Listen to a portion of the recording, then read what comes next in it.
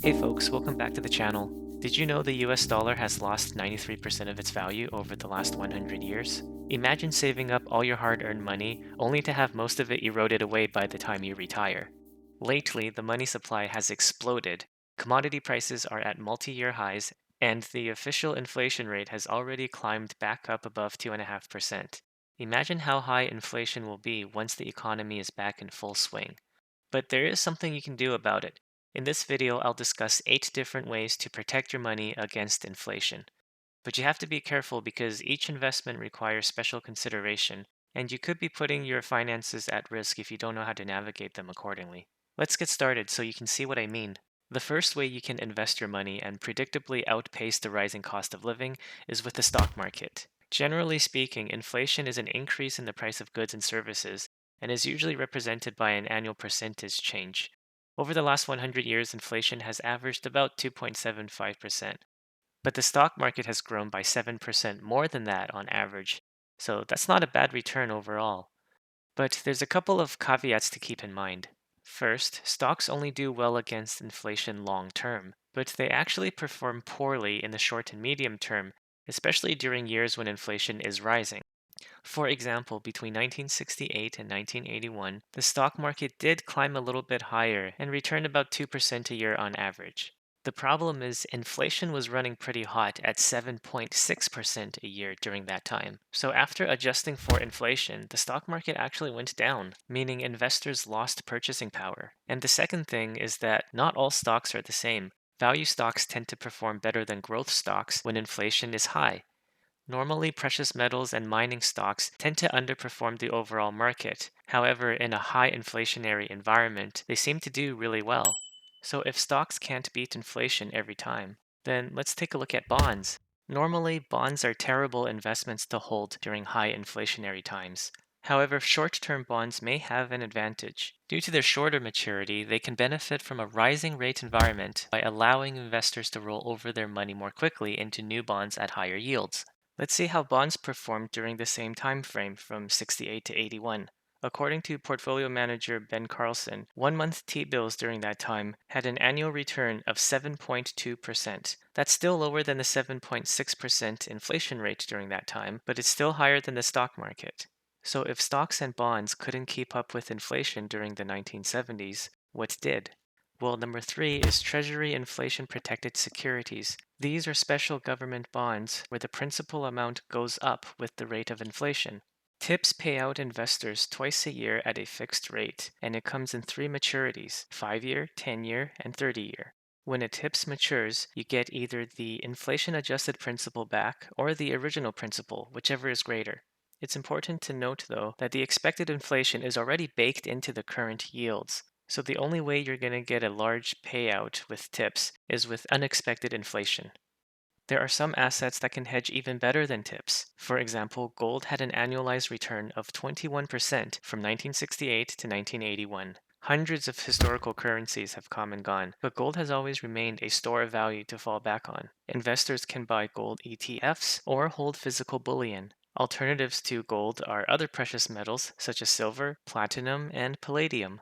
Gold has historically been an excellent hedge against inflation because its price tends to rise when the cost of living rises. In the past, people have used seashells, beaver pelts, iron nails, and even tobacco as a form of money to preserve and exchange value.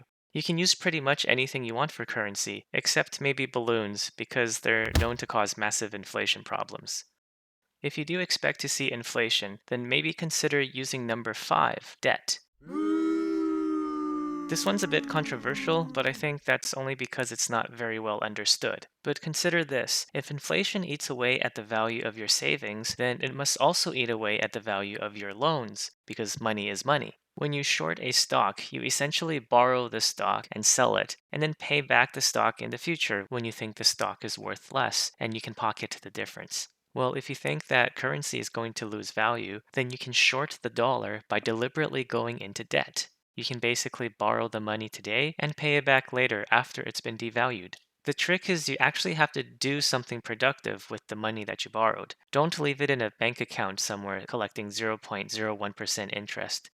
Put the borrowed money into an inflation hedged asset, such as value stocks or real estate.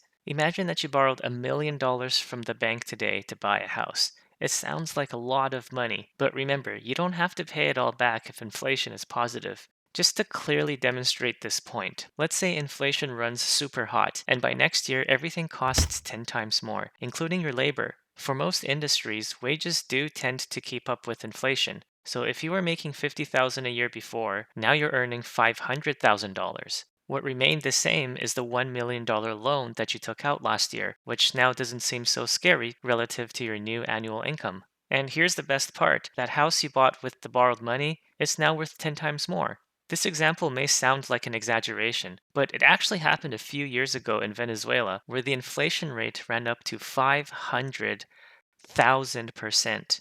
Yikes. Hyperinflation can happen to any country. In fact, the United States has already experienced two currency collapses thanks in large part to inflation, once in the 18th century and another time in the 19th century. So, inflation, especially high inflation, is terrible for money lenders because the money they receive back is worth a lot less than the money they lent out. But inflation is a great opportunity if you're a debtor, as long as you're careful not to over leverage, limit your downside with fixed rate loans, and understand what you're doing. This has been a critical part of my investment strategy over the last 12 years. I've been slowly taking on more and more debt over time, and currently have more than $2 million worth of debt. The current inflation rate is about 2.5%. That means roughly $50,000 of my debt is inflated away each year. I see it as a win because it represents $50,000 of real value that I've borrowed but don't have to pay back anymore. And of course, it's a loss for my bank. But don't feel too bad for creditors. They make a lot of money from charging interest on their loans. The only people who are truly disadvantaged by inflation are savers who don't hedge or invest. Number six is real estate. This one's pretty straightforward. 50 years ago, the median house price was $30,000. Today, it's more than 10 times as much. A century ago, Andrew Carnegie said that 90% of all millionaires become so through owning real estate. Not much has changed since then. Most millionaires today are homeowners, and they have enjoyed significant increases in the value of their homes. Real estate isn't just a hard asset that keeps its value over time. Its price actually tends to grow slightly faster than inflation over the long run, and this doesn't even factor in the value of implied rent. It's the only investment that you can also live in. The only thing is that real estate is a very localized asset. Every city is different, and you should really know the local area before you decide to buy, or simply invest in a REIT.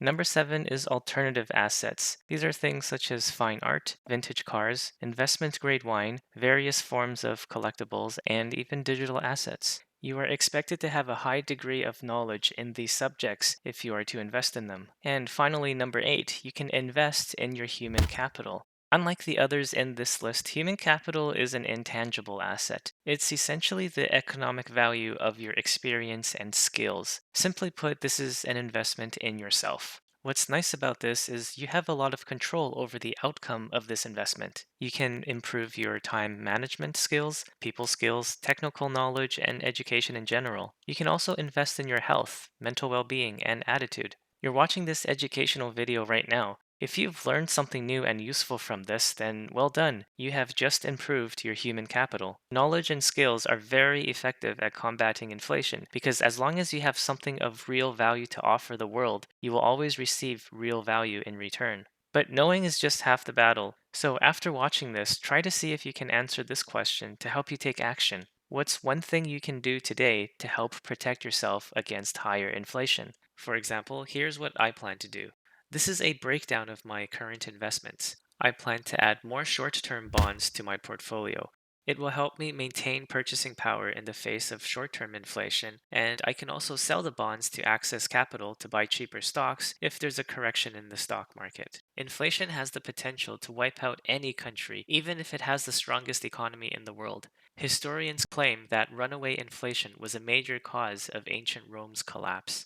Inflation is not noticeable on a day to day basis, and that's why most people don't feel like it's such a big deal. But it's always devastating in the long run. It's the silent killer of wealth. Hopefully, by understanding how to hedge against inflation, you can not only keep your money's purchasing power, but also grow it over time. As usual, these are just my personal opinions and not financial advice. Do you think we're about to see higher inflation, or will it drop back down? Leave your thoughts in the comments below. Thanks for watching, and remember to make your money work for you if you don't want it to inflate away.